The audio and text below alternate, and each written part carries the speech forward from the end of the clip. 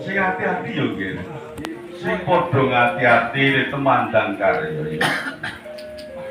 Oh, nek paculku gak mulih ya, Kang. Mau lali ya, Kang.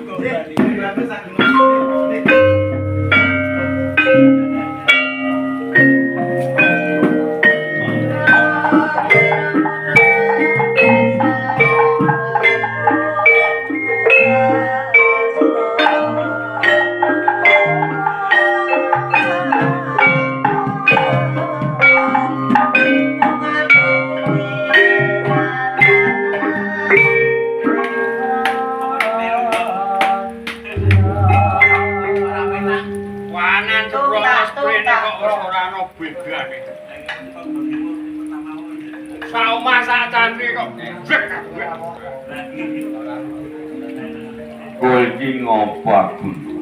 Agrang sih. Mbok nek ngomong ki yo adu arep karo bapak iki kok mlengos-mlengos. Nek lanang iki teko. Kare iki yo wedang-wedang wis mawin. Jan-jane atine wong tuamu iki luwih seneng nek Grangsing ora mulih. Lah kok malah mulih kira dadi bingung to aku nah. Wingi Kang. Jan-jan iki wis tak tepaki wedang. Saben esuk sore iki wis tak tepaki wedang. Lah nek iki 3 dina iki tak gaweke ra duwe. Bapak ora kersa ngombe mergo mikirke kowe. Dadi kok tak buang. Aku iki mulih mergo kelingan utang.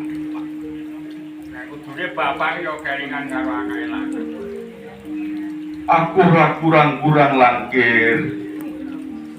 Tansah nyuwun marang kuasane Gusti kang ngagari jagat. Anakku lanang langkir supaya uripe tentrem. Ora ana alan siji apa ning kowe dhewe Grangsing kang ora ngerti marang wong tuwa anggone nyuwunake marang Gusti kang ngagari jagat Grangsing. Bapak ile tangan karo kowe, lingkene karo kowe. Wingi nang wetan desa kene maling ditekel. Polo nganti ora doyan mangan rong dina. Tak kira nek ngaruhke aja esuk gak. Grangsing Kowe sing polo. Kira kok merepet. Omong apa? Ya. Nek ngomongi ora. Yo pisan-pisan kowe iki sendika dawuh karo bapak. Rungokne apa sing dadi ngendikane bapak ngono lho. wingi ning wong tangga desa kene mara rene matur karo bapak nek Grangsing tumindak kang ora becik iki bener ora to Grangsing? Pak, Piye? sampean iki kudune wis ngerti. Grangsing iki kesenengane ngopo? Bendinane ngopo? Sing jenenge Grangsing iki senengane peparang. Seneng-seneng. Adu jago ngabotuan main sak panu. Nah, Wis dadi kesenengane. kaya ngono kuwi sudanen yo Grangsing. ora bener kanggo wong urip bebrayan ning alam donya iki ora bener. Wiwit dina iki uripmu tantanento. Ditata kang becik. Besok yen kowe omah-omah karep ben padha tentrem uripmu Grangsing. Ngono-ngono ya. Bapak kok sing ngajak. Jare wong iki sing prihatin. Ora jagake wong tuwa. Nek iso golek sing keparan. Ya iya. Kaya. Lah yo ngulang-ulangi. Ngene bapak kok aku ra ning omah. Ning caramu ki kleru. Lah caraku tok bener, Pak. Kok dadi ngabutu anak dijago kok golek panguput jiwa ki kuwi kleru Grangsing. Lah kuwi sing paling gampang nek menang yo kek. Apa aku iki main menang gak buka. Saiki ndi? Kang, Piye? aku yo. Awakmu iki ngestokno apa sing dadi ngendikane, Pak? Wong main kuwi yen kalah, kok tunggone mung kowe maling. Ngapusi tangga teparo, ngapusi bapak. Nek menang kowe ora bakal nggawa mulih wong komen tunggone tangga seneng-seneng tuku omben, tuku seng tongseng. Lah gek bareng ngombe terus kowe lali di sana di kandang tibane ming do gegelutan. Lho. Aku ora iso nuturi kang becik. Apa? Nek aku ora. Aku maling gedor ngecu ki tak dum-dumke sing wong kekurangan. Nek kasunyatan Kang. Bar ngombe kowe gegelutan terus reti wong wedok tok perwasa. Wingi eneng wong rene njaluk tanggung jawabe karo bapak. Muni aku diperwasa karo Grangsing. Kuwi ya dinomu. Patoran jarak. Lah aku nek maling ngecu ki kudu maling.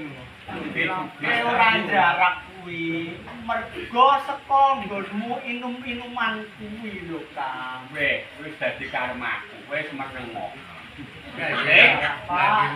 Saiki aku mulai dikadine aku pandang kudu ndikane bapak. Iya. Ndikane bapak. Ya syukur. Piye? Kelingan arep tobat. Kelingan arep mulih. Ngono ta omong. Iya ini Pak. Piye?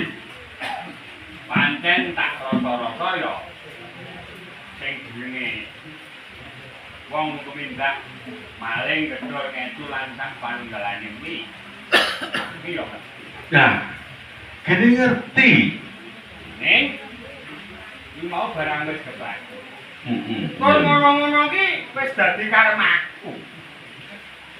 Ning mekareman kan ra iso diowahi to Grangsing.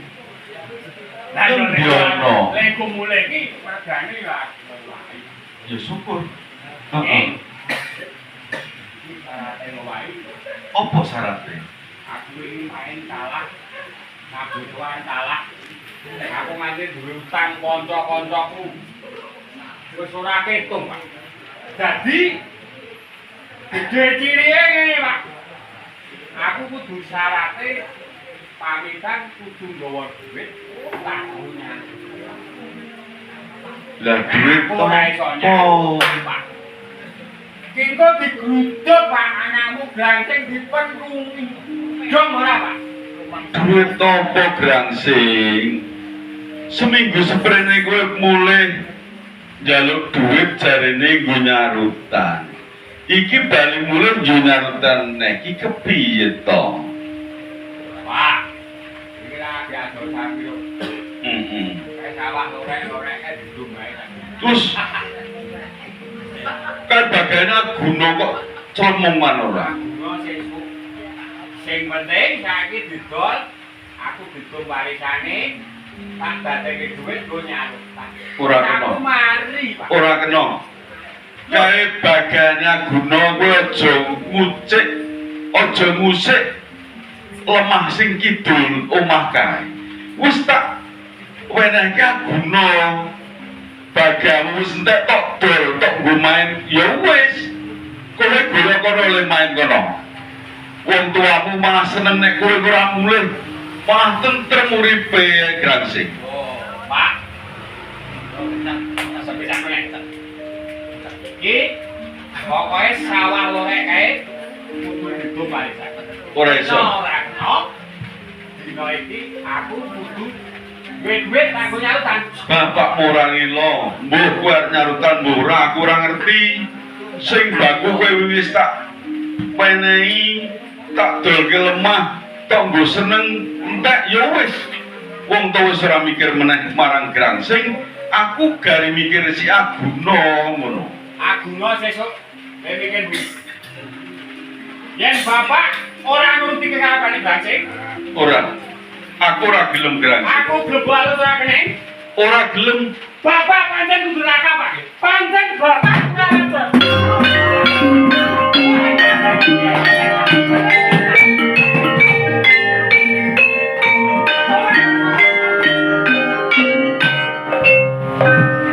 Pak, Bajingan kowe Grangsing. Aduh. Tuhan direwangi ngelak-ngelak ngeliatin ke men anak kabeh dadi kowe tegel mosok marang wong tuwa kowe Grangsing. Yo senajan kowe penjaraku. ndak kowe ngopo wae duwe Grangsing, aku tetep nyuwun marang pawasaning Gusti Kang Agung Jagat. Muga-muga eling tumundak muka kowe mangkono Grangsing. Waduh Aguna, untukku gak telu. Cepat, ayo, yo. Kowe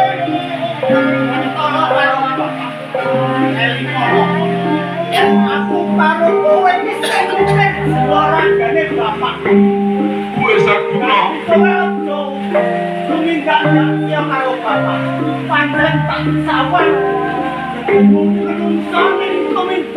Tumindak hewan, tumindak iblis. Kowe yo penanggung jawab kali berantas. Pinter pun langit, pangkatku dhuwur mumpuni langit. Yen kowe ora bukti kamu wong tua, uripmu ora bakal bisa. Terus aku ora tembung wani karo kowe. Sing tak paneni watakmu, aku bakal ngaku. Rabi bapak aku. bapakmu mati Omong apa? Ning ngono, wis saiki warisane bapak gak geraken kabeh. Aku bunga sembayang-bayang. Wis kokang. Kamu tekan semua mereka.